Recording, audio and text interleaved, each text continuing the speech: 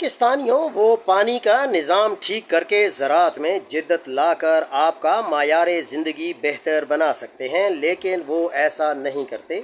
वो डैम बनाकर नहरों पर टरबाइन लगाकर सस्ती बिजली पैदा करके आपको दे सकते हैं, लेकिन वो नहीं देते। वो ईरान से सस्ता तेल और गैस लेकर आपकी मुश्किलात कम कर सकते हैं, लेकिन वो ऐसा नहीं करते। वो लॉ एंड ऑर्डर ठीक करके आपको पुरसुकीन ज़िंदगी दे सकते हैं, लेकिन वो ऐसा नहीं करेंगे। वो टूरिज़्म को बेहतर बनाकर और अमन व अमान कायम करके फ़ी कस आमदनी बढ़ा सकते हैं, लेकिन वो ऐसा नहीं करते।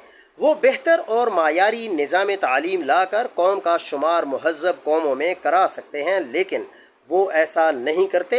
वो गुर्बत और जहालत का ख़ात्मा करके रियासत को खुशहाल बना सकते हैं, लेकिन वो ऐसा नहीं करते। वो ऐसा क्यों नहीं करते? वो ऐसा इसलिए नहीं करते क्योंकि ये उनका मकसद ही नहीं है। उनका मकसद सिर्फ़ और सिर्फ दौलत समेटना है, जिसके लिए ज़रूरी है कि अवाम को नान नफ़क़ा का मोहताज रखा जाए, जिसमें फ़िलहाल वो कामयाब हैं। उन्होंने हर कीमत पर तुम्हें ग़ुलाम ही रखना है। इस तरह हम सब कैद में हैं। अवाम को रिलीफ क्यों नहीं मिलता? अवाम की ज़िंदगी क्यों नहीं बदलती? क्योंकि ग़ुलाम के इतने ही हुकूक होते हैं जितने हमें मिल रहे हैं। इससे ज़्यादा सहूलतें आज़ाद कौमों के लिए होती हैं। आप मेहनत करके अपना रहन सहन बेहतर बनाने की कोशिश करते हैं तो वो मज़ीद टैक्सों का बोझ डालकर आपको पिछली पोजीशन पर पहुंचा देते हैं। आप मज़ीद मेहनत करते हैं, वो मज़ीद टैक्स लगाते हैं।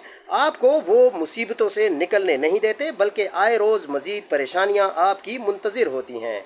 इन सब नुकात को आप किसी सियासी जमात का सपोर्टर बनकर नहीं, बल्कि एक पाकिस्तानी बनकर सोचें। आपको सब कुछ वाज़े नज़र आएगा, यहाँ तक कि ग़ुलामी का वो तौक भी जो आपके गले में है मगर आपको नज़र नहीं आता, और उस वो में वो सारे शामिल हैं जो हमारे ऊपर हुक्मरानी करते हैं।